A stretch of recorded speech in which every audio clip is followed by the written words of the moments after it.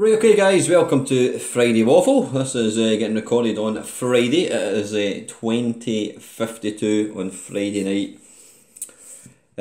So yeah, I hope you've all had a decent week. I've been mega busy. Once again, my work is just stupid busy.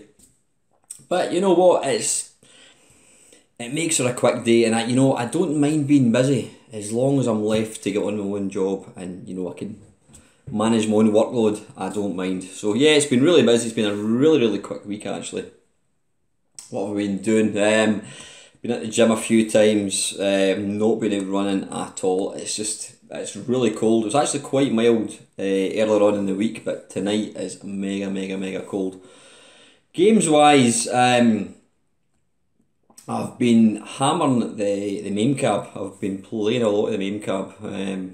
Since I've got the new controls in it, I wouldn't say it's like night and day, but it's the controls are so much more responsive, and when you're playing arcade games, that's exactly what you want. So I've been playing a lot of that, but I've been absolutely tearing my hair out with one thing.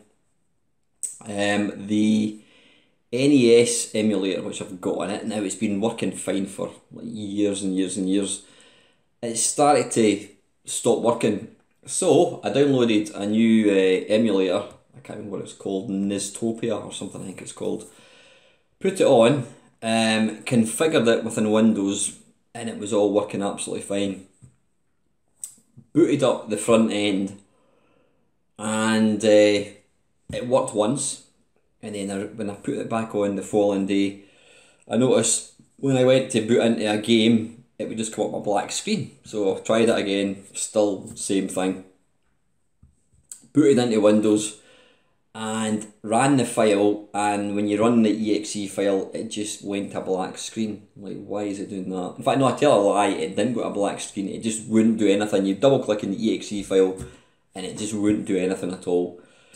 So basically the emulator stopped working for whatever reason, don't know why. So tonight I downloaded it again, I put it back on, ran it within Windows, works perfectly. I ran the front end within Windows and it ran perfectly. So excellent, solved the problem, got it all the keys configured, all that kind of stuff.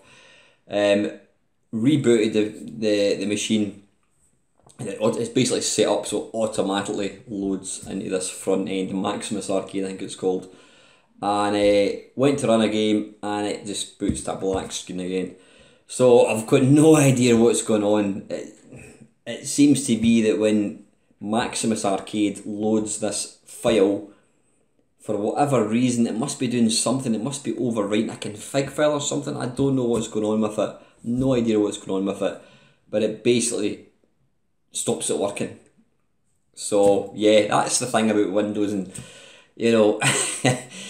I don't know how much time, I just realised I am super close to this, I don't know how much time I have wasted over the years just trying to get things working and not getting it working and spending hours and hours, and it is so frustrating, and so that's why I see these mini things or mini NESs or mini SNESes, lots of people knock them all the time, and yet when you're fanning about trying to get emulators working and you're not getting anywhere, it's so frustrating. So there's a lot to be said for these plug and play things, honestly. I think I'm getting a bit long in the tooth now for messing about with emulators. I'm absolutely fine when they work, but when they don't work, it's not even just emulators, it's anything at all, Windows stuff, you know what I mean? Like I said, I would hate to think of how much time I've actually spent in my life configuring things and renaming files. I mean, I used to be really, I was going to say, like OCD, I suppose technically it is a bit OCD when it came to, like, I always remember there was a C64 emulator available in Windows, I can't remember what it was called, and it came predefined with, like, I don't know, half a dozen games, and I figured out to add your own games you had to put the file across, you had to name it a certain name, with the certain extension. To get the you know, there was a config file with each game. You had to type in certain commands. There was a screenshot and it had to be in a certain format and it had to be named a certain way.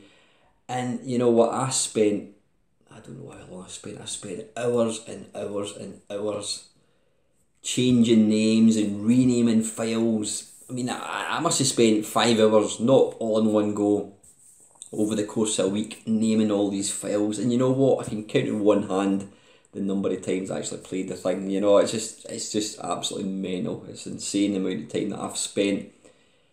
I wouldn't say it's been a waste of time, but doing things, and you know, you get to my age, you're thinking there's got to be far better ways of spending time than wasting time doing things like that. So anyway, yeah, I've just switched the meme cab off in disgust.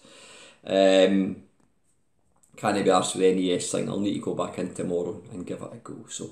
So anyway, listen, I don't have a whole lot to. In fact, yeah, just before I forget, if you watch this channel, chances are you will watch an even better channel, and that is my mate Dave, Lawn Boys Post 1975. If you don't watch his channel, go and just type it into YouTube, or else look at my subscriber list and you'll see Dave's channel in there. Dave picked up an Oculus Go, which is a kind of it's a standalone VR headset. It's not super powerful. I mean, I think I've got the Gear VR, which is similar headset, but you need to plug your phone into it. And since getting the PSVR, I've not used it at all. Just simply not used it. But Dave's got this Oculus Go, and basically, like I said, it's kind of like the Gear VR, but without the phone. It's all in one. You know, it's probably, well, in fact, it's not probably, it is the most portable VR headset that exists at the moment. The downside to it is it's not super powerful. I mean, I think it's kind of on a par with, you know, the Gear VR with a phone in it. And you know, you don't have any sort of forwards movements. You know, the movement is restricted. There is apparently, I was very, very tempted to buy one after watching Dave's videos. But apparently there is a new one, not updated, there's going to be a more powerful one coming out at some point this year. I don't know how much it's going to cost, but that's the thing about VR. There's a lot of fanning about to get it working. Sounds familiar to the emulators, but you know, there's a lot of cables, and you know, especially the ones in the PC. I've not got a PC VR. I can't afford a PC powerful enough to actually run the thing, but there's cables and cables and cables, and yeah, the PSVR has got tons of cables as well. It's a pain in the arse, but mine's just plugged in all the time, so I don't have to like unplug it and then plug it in anytime I want to use it, which is absolutely fine. But I think once or if I should say, they bring out a system that is mega powerful and it's all in the headset, then I think VR may take off even more than it is at the moment. I don't know how popular it is at the moment, but you know, I think you can get a PSVR for about 150 quid now in eBay apps. If you've got a PlayStation 4, you'd be mad to not pick one up. But anyway, back to the Oculus Go. Dave picked this one up maybe 3-4 weeks ago, I think just before Christmas actually. And he's been putting out these hilarious videos in true Lawn Boys Post 1975 fashion. Dave, you don't actually get to see the game that Dave's playing, and that's what makes it all the more interesting, because all you can see in the video is Dave with his headset on, moving about like a loony, and he's talking and he's reacting to what's happening. But I've been watching all Dave's videos, and it got me thinking, I'm going to dig out my Samsung VR again. And I dug it out not last night, I dug it out earlier this week actually.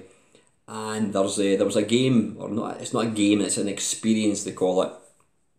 Basically an experience is you just watch, you don't actually interact. You can turn your head, you can look about, you don't actually do anything in the game itself, because it's not a game, it's just you observe, you know, an observational game, if you want to call it that. But it was a flight, you were in an aeroplane, and basically this thing attacks the aeroplane, and you know, I'm not going to any spoilers, there's not going to be any spoilers or anything, but Dave was playing this, and you know, he was going about how wonderful it is. So I dug my Gear VR out the cupboard, and I downloaded it, and you know what, I actually forgotten just how good a system it is. Yeah, it's a pain in the arse, it uses the phone, but saying that, as long as your phone's charged up, you know, I wouldn't spend hours on it, it wouldn't last hours, because that's the thing about the VR with phones, it does kill the battery pretty quick. But I've got to say this, what's it called again? Face Your Fears it's called, yeah. It is just wonderful, it is wonderful. And the thing is, if you've got a Samsung phone, you know, I've got a Samsung, what's it called? There it's there, it's S6 it is. I mean, it's not particularly new, it's maybe about 3 years old now. If you've got a Samsung phone from like S6 upwards, then do yourself a favour, go and get the Gear VR. You'll get it for, I've seen them for £10. £10 on eBay. Go and get yourself one. I mean, especially if you've never tried VR. I mean, I had a friend over a couple of weeks ago, and I gave her a shot of the PSVR, and she was like, her mind was completely blown. She just thought this is incredible. You know, she couldn't believe how realistic it looked. I gave her a shot of, what was it called? I can't remember. It's the one where you're in a roller coaster. Again, it's a kind, well, it's not an experience. You're on a roller coaster, but you can shoot things, and you've got these like severed heads of pigs and that kind of stuff. I can't remember what it's called again, but it's amazing. But she thought this was incredible, and like I said, yeah, VR is amazing. If you've never tried it, go and try it. Especially if you've got a phone, you've already got the expensive part. You'll get a Gear VR for probably 10-20 quid. So, you know, go and do it. So anyway, listen, I don't have, I'm actually really tired tonight. I was supposed to be going out for a meal. It's one of my mate's 50th birthdays. I was meant to be going out, but my daughter, who I've got this week, she reminded me that, what do you call it, she was going out for a meal. Apparently she told me last week, and I completely forgot all about it, so I had to cancel my meal and take her out. So I'm really tired. I was going to go to the gym. I mean, it's not late, it's, well, I don't know what time I said it was, 8 o'clock or something. I'm really tired, so I'm going to get this waffle finished, get it uploaded, I'm going to jump into a bath and get an early night, because I must admit, I do go to bed way too late, you know, and then you wake up the following morning absolutely knackered, because I've got my park run in the morning. I want to do that, starts at 9:30. So what I'm going to do, guys, I'm just going to dive into my waffle from, it's 9 o'clock, I'm saying it's 8 o'clock, it's actually 9 o'clock. I'm going to dive into my videos and just go through the questions. Oh, before I forget, if you're a regular to my channel, you may or may not have seen a rather daft video that I put out. I can't even remember what I called it. I called it Gadgets Today. Now, it's kind of a spoof 1980s computer show, if you want to call it that. Now, I've been influenced by a couple of people. I can't remember his name again. The guy that I gave a shout out to, I can't remember his name. I'll just find it out right this second. I'm terrible with names, by the way. I really am. Derek, something or another. Let me just find out. Let me jump into my subscriptions. Let's have a look. It's called The Derek. There he goes, yeah, Derek Findas Archive. Now Derek, I did a shout out to him a couple of weeks ago. He does these kind of spoof programs all about the spectrum, but he does lots of other different things, and so it was kind of that. But then I was watching, I've been watching quite a few. My mate Chris, Panther UK, he sent me a link to a spoof Laurel and Hardy sketch, which featured, I can't even remember the name of the guy again, this comedian, and he did a lot of kind of spoof 1980s. He did this really funny sort of back in the 1980s and the 1970s, when you used to go to the cinema, you used to have an intermission. You know, nowadays you go to the cinema, you get adverts, then you get the film. Back in the 1970s, what you would get is, you used to get two films. You would get a small film, a cartoon or whatever it was. You'd get the A feature, or was it the B feature, I don't know what you'd call it. You got a little mini film, then you would get the intermission, and quite literally you would get a woman who would come down with a tray suspended round their neck, selling ice cream and juice.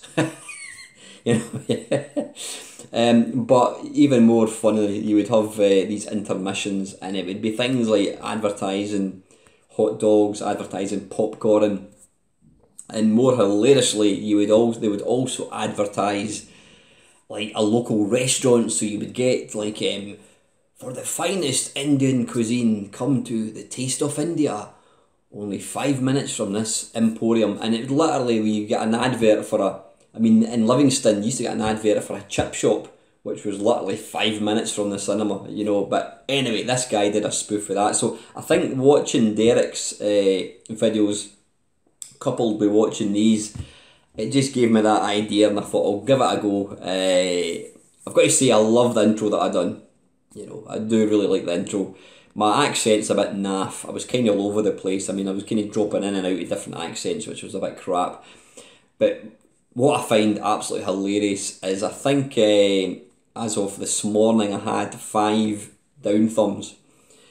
And I never ever really understand the down thumbs thing. I never really get it. But quite clearly, people that watched it probably gave me down thumbs. They probably thought it was a real thing. They probably thought this was a real guy talking about the spectrum. And if they did, then I'm quite chuffed, because it means that I must have done quite a good job. They're thinking, God, this guy's shit.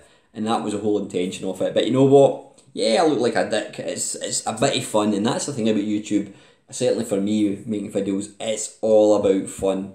That's it. You know, if I can entertain somebody, maybe somebody's had a really, really shit week, maybe somebody's lost their job, maybe somebody's just found out they've got cancer, anything. I'm not saying that my videos are going to cure that, obviously not, but the point is, if I can make somebody smile, bring a little smile, make them a wee bit happy. One of the guys commented saying that him and his girlfriend watched it and she thought it was really funny as well, so yeah, all good. But I just thought it was quite funny. I think that's the record number of down thumbs that I've had. What these people don't realise is even thumb downs actually help to push my videos to the front. So if you're going to thumb me down, guys, then please do so. Keep it going. So anyway, listen, I am just going to, that's kind of all the waffling that I've got. It's only 17 minutes in, but it's not going to be a big waffle, guys. I want to get to my bed because I'm quite tired tonight.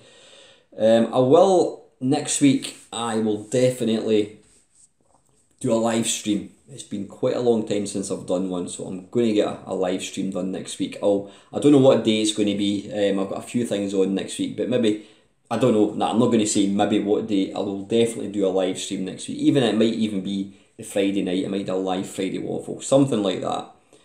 But I'll let you know once I find out. So anyway, let me jump into into my Friday Waffle. There we go, Friday Waffle 11:01. Yeah, that's it there.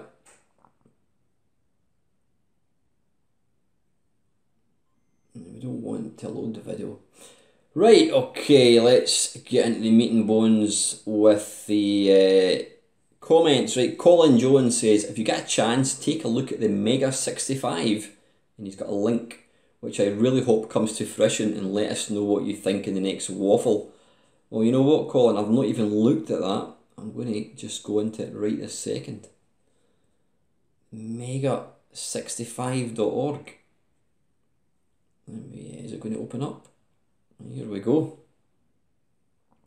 The 21st century realisation of the C64 heritage, a complete 8-bit computer running around 50 times faster than a Commodore 64 while being highly compatible. C65 design, mechanical keyboard, HD output, SD card support, Ethernet, extended memory, and other features increase the fun without spoiling the 8-bit feel. Yeah, it kind of looks, or it doesn't look, it sounds to me like it's like the Spectrum next, but this is the Commodore 64 next. Learn more, let's see. The Mega 65 is completely open source. Unlike other FGPA based computers, you can see, modify and improve the implementations. The Mega 65 is designed to offer both C64 and C65 compatibility. I don't really understand what is C65. And it's already highly compatible. Because it is open source, compatibility will continue to improve over time. The Mega 65 supports your creativity with several easy to learn programming languages. I'm not interested in that. The Mega 65 is fun. Yes, it's fun. Several thousand of great retro games can be played right out of the box. Stop using that word retro games. They're just games. They're just old games. They're not retro games. Out of the box and will keep you happy and floating in nostalgia for years. Yeah, expanded, so equipped with the dual soft SIDs and the ability to use hard SIDs and a cartridge plus stereo 16-bit digital audio, the Mega 65 sounds great. Yeah, it looks interesting. I don't know, is it a Kickstarter? I'm not really too sure what it is. Let's go back to Colin's comments. I'm not sure if it's a Kickstarter or not, Colin, but it looks interesting. And you know what? See, at the end of the day, the original hardware is going to eventually fail. I mean, people like myself, I've not got the knowledge or skills to fix these old computers. So when my C64 or my Amiga or whatever it is stops working, I'm screwed basically. You know, unless somebody could fix it for me, I'm going to be screwed. So if I can buy a modern machine that will allow me to continue to play C64 games, then I'm all for it. So interesting to see, and thanks for bringing it to my attention, Colin. Right, best retro game of 2018. That's got to be Cruising on Broadway for the C64, especially since I improved control and added music. Yep, Colin did actually write the C64 version of Cruising on Broadway, and it's actually really good. It's like quite a simplistic little game, but it's great fun. So anyway, Colin, thanks for the comment, mate.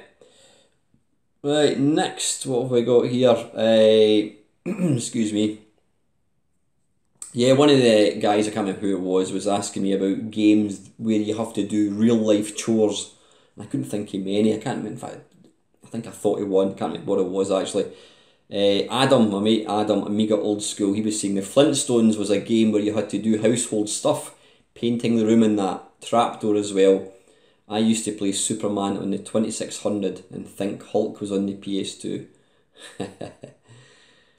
What's the comments here? A couple of comments. I love Trapdoor. Wee Bob is saying, I love Trapdoor, but I don't remember Flintstones. I feel like a game of Trapdoor just to see what it was about again. And Adam says, Flintstones was okay. I think it was against time. You had to paint the walls before Wilma got home.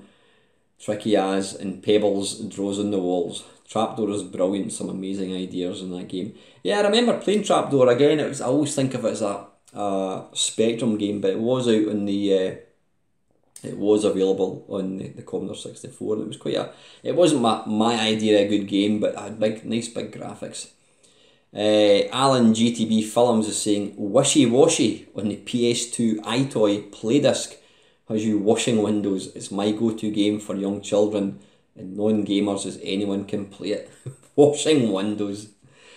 Although my mum did point out the irony of me playing that while my real windows remain resolutely unwashed. Absolutely, Alan. Wee Bob, I still have my iToy. We'll need to dig it out. My kids wash things in Android apps while their rooms are a bomb site. Yeah. And Ian, not Ian, sorry, Nifty Retro Gamer is saying I played it last year and had a ridiculous amount of fun. Yeah, excellent. Right, let's move on. Down the rabbit hole, Kev. Excuse me. Hi Alan, you mentioned back when you weren't uploading many videos that for some reason you actually gained more subscribers, and I think that Neil had the same phenomenon. Any idea why that would happen? You know what, Kev, I don't think I gained lots more subscribers, but what surprised me was I didn't really lose any. I did actually continue to pick them up. I mean, the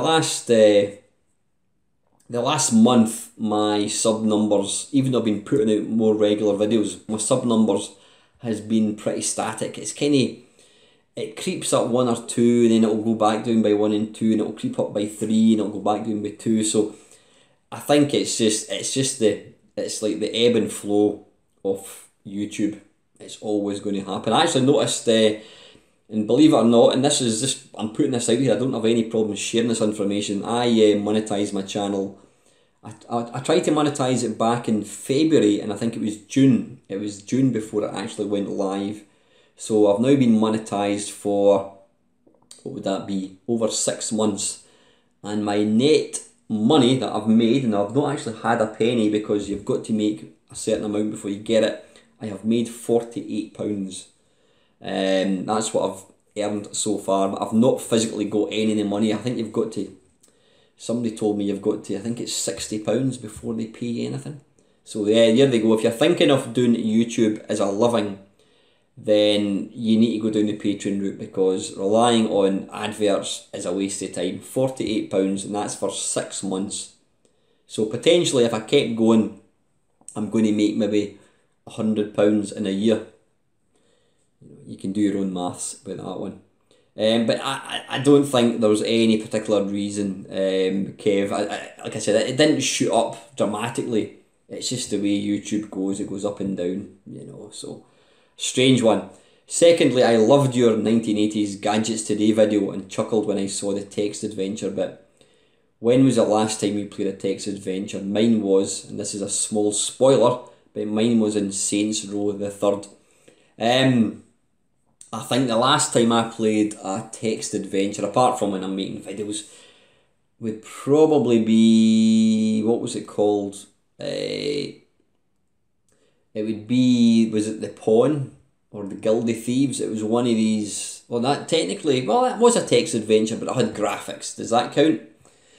If it's a pure hardcore text with no graphics, then it would probably be The Hitchhiker's Guide to the Galaxy. I played it for about 5 minutes back in 1985.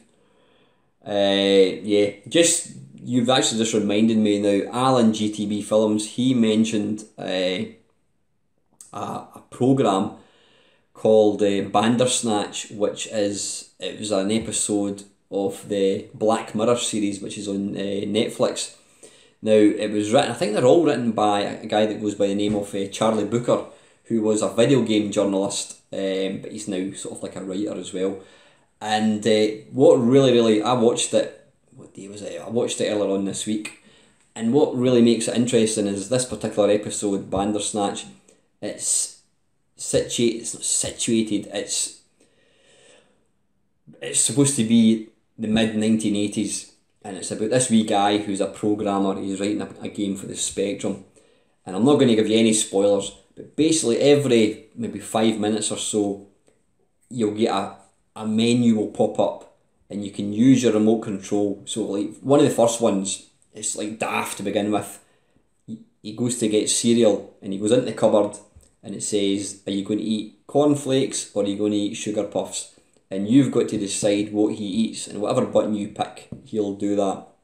Obviously, further down the line, you know, there's an option where you go into a building or where you follow this guy. Then there's, like, I'm not going to give any spoilers, but some of the decisions get more gritty. It gets quite bloody hell, you know what I mean?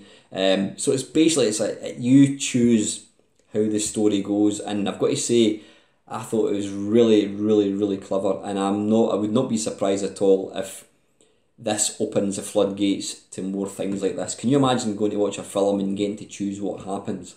In this particular thing, there are, I don't know how many endings, depending on what path you go, you can influence what happens. It's really good. If you've not got it, if you've not seen it, you've got Netflix. It's called Bandersnatch. Check it out. It's really good. So thanks, Alan, for letting me, making me aware of that. I mean, it was on, it's been getting talked about on the TV, but definitely worth checking out. So anyway, yeah, Kev, going back to answer your question, a text adventure, probably 1986, I would imagine. Hitchhiker's Guide to the Galaxy. And if you include graphics, then it'd probably be The Pawn, or whatever it was, The Guilty Thieves on the Commodore Amiga, I think it was. And finally, if someone forced you to play any video game based on a comic book character, which game would you choose? Oh, now I don't really read, well, I don't read cartoons, comics I should say. One game I did do an 8-bit face-off kerfuffle was Nemesis the Warlock, who's apparently He's a cartoon character. I mean, what other cartoon characters were there? There was Dan Dare, but I wasn't really a Dan Dare fan. Dan Dare 3 in the Spectrum is amazing, by the way. It's a really good game. I'm trying to think, cartoon characters. You know what, Kev, I should really... I always like to just answer questions. I like to read them for the first time when I'm doing a video. And I always I always do that. But sometimes some of your questions, they're great questions, but you do need to think quite hard for a proper answer. And, there's some times where I'm just flummoxed and I'm not able to give you an answer. Comic book characters. I mean, yeah, you could say the Hulk, Batman. The Batman on the Batman on the Commodore Amiga, the one with the driving section. That was a great game.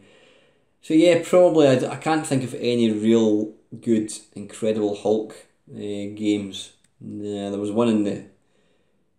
There's been a lot. There was one in the Wii. There's been some really dismal ones, but there has been some good Batman games.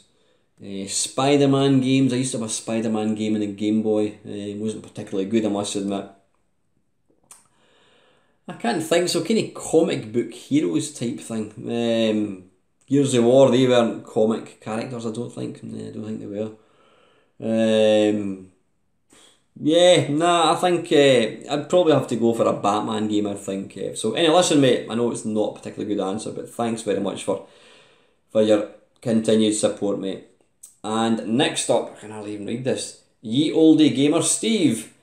Question, have you ever considered programming your own retro game? Something like Game Maker Studio is ideal for creating 1980s games. No. That's the bottom line. I've not got the patience, I've not got the skill to do something like that.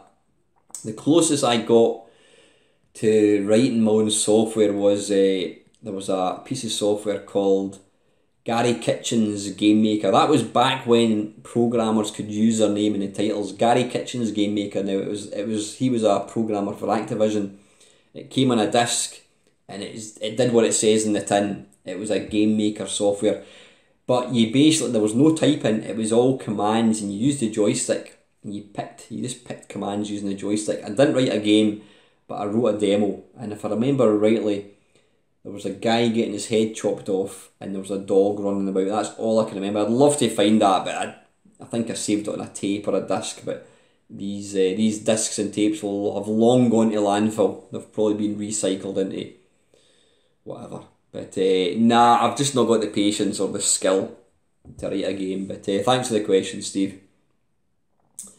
Platonic 78. I was going to give you your full name, but it's Platonic 78. Interesting point, Alan, regarding 8-bit games. The Amstrad was the first system I had, and I used it religiously from Christmas 1986 up until Christmas 1990. So the nostalgia is there, but I've always been hesitant to repurchase it. It has little to do with the fact that I live in America, or I would have to pay sky-high postage fees as a result.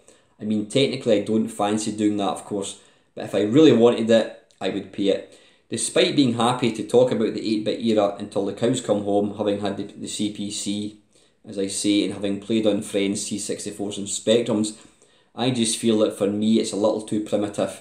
It could be age related too, I suppose. The 16-bit era is more my thing. Regarding playing games less regularly these days, then yes, generally speaking, it's the same for me. I definitely tend to talk about them and reminisce far more than I play them. Although with that said, I'm really starting to enjoy and appreciate the PS1 and the PS2 of late. I'm not putting the hours into gaming like I used to, and perhaps those days are a thing of the past. But it's been a pleasant surprise going back to those systems. As much as I do enjoy this modern gaming era, albeit in moderation, I'm going through a phase right now of having a little bit of a rebellious streak towards it. And so going back to the PS1 and PS2, as well as a couple of other systems in and around that time period, I'm having a nice little reminder of how gaming once was, i.e. pre-downloadable content, downloading and installing, etc. Of course, it could also be the fact that I've not long turned 40, so perhaps I'm just starting to be cynical about everything. Absolutely, man, I'm exactly the same. And yeah, you've kind of described the way I think about it. as much as I still love talking about 8-bit machines and all that, I do find the majority of 8-bit games are very primitive, and I wouldn't want to play them for any length of time. Each to their own. Anyway, thanks for your comments, buddy. Batman, ironically, I was watching some of your old waffles the other day. Still great fun to watch or listen to. You caught me in the hop with this waffle, so I will get my subject in early for the next one. Oops, I don't want to comment on Bat's comment. Hang on a second. Excuse me. For Christmas, I was bought an original Game Boy that has been fitted with a backlight and came with an EverDrive full of ROMs that naturally are backups of all the many games that I own. And I've been having a lot of fun with that. It got me thinking, what are your thoughts on systems like the Game Boy? Do you feel they hold up nowadays, both hardware and software wise? Or do you prefer using emulation in modern handhelds that give better quality displays? Personally, I like the nostalgia of the original system, but you can see why someone may prefer to play its games on a modern device like a GPD. Mainmeister, it's over to you. Well, but I have got exactly the same Game Boy as you. I've got an original Game Boy with the backlight, and I've also got the EverDrive. And I do occasionally play, I'll whip out the GPD XD to play something, and I might play a game of Tetris. But if I'm specifically wanting to play a Game Boy game, I will use the Game Boy because it's black and white. It's black and white, and it's going to be black and white in a GPD. The fact that I've got it backlit, and it's the form factor. I think the original Game Boy is quite comfortable to use. Yeah, it's quite heavy, it's quite chunky, it's clunky, but it gives the proper experience. So, if it wasn't backlit, I 100% would not use it. I would much rather play a backlit screen. That's why I got rid of the, kind of regret it slightly, I got rid of the Neo Geo Pocket, because as much as it's nice, it had a lovely little gamepad, the screen wasn't backlit and I couldn't even see the thing. So, but no, when it comes to Game Boys, Game Boy games, but I'll always use the original Game Boy because it's a great little system. Thanks for your question, mate. Wee Bob, I will check out the drawing game and do my best. Yeah, we were talking about, I can't remember what we're talking about, but the Koala Pad, which was a software on the C64, I kind of challenged Bob to draw using the joystick. I mean, Bob's a wonderful artist, so it'd be interesting to see how you got on, Bob. Please, if you do it, let us know how you go on with it. Cheers, Fran. Oh, in fact, it was you that was asking the question. I remember Andy capping the Spectrum, and not sure if you did chores. I was playing PVSR Job Simulator, which is sort of chores. Anyway, night time then out, and I'll have to do a VR over the weekend. Have a great one. Yeah, I've not seen any. I did a question to the community. What was it about again? Fuck, you know what? I can't even bloody remember what I was talking about again. Doesn't matter. But there's not been any. I've not seen any VRs at all. I'm a wee bit disappointed. Get your VRs out, guys. There's been plenty of comments, which is nice, but I've not noticed any VRs. It's always nice to listen to these. And next up is Panther UK, Chris. Cracking waffle, mate. Glad you enjoyed the Peter Seranovic. That's the guy I was talking about that does the intermission. He does these great videos. He was in quite a few things with Nick Frost and Simon Pegg. You already know my views on purists. I answered your one system question in that video. For next week, which model of Amiga is it you still have and what gets the most play in it? I've still got two A1200s but no space to set one up. I use FS-UAE on my PC to play games. I've got what have I got, Chris? I've got an A1200. It's a kind of budget accelerator card thing. It gives me 64 meg of memory, and I think it increases the speed about 7 times. I've also got the CF card underneath, so I use that for the games. I've got to say, since setting the Amiga up, I've hardly used it. I've just kind of got out the habit of using it. I will really need to spend a week dedicated to the Amiga and just playing it and enjoying it. My go-to game on the Amiga is probably two, Hybris and Arkanoid. These are the two games that I do play a lot. I keep meaning to start playing Sensible Soccer again. I really need to start playing Sensi Soccer, so I might do that. But yeah, A1200 with an accelerator board extra memory, you know, so really, really good. So anyway, thanks Chris for that, buddy.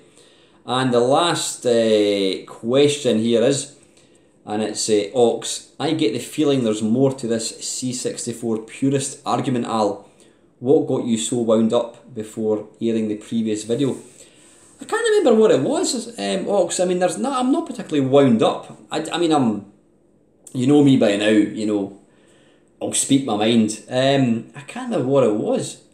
I think, what kind of kick-started it was it was a Facebook page for the C64 Mini, and one guy had just kind of commented, and he was going on about just how he gets fed up with all these guys saying, "Oh, this is crap. The C64 is rubbish. Sorry, the 64 Mini is rubbish. It's not the real thing. You need to get the new hardware." And that coupled with something else, I can't remember what it was, but you know, it does annoy me. That is a pet hate of mine.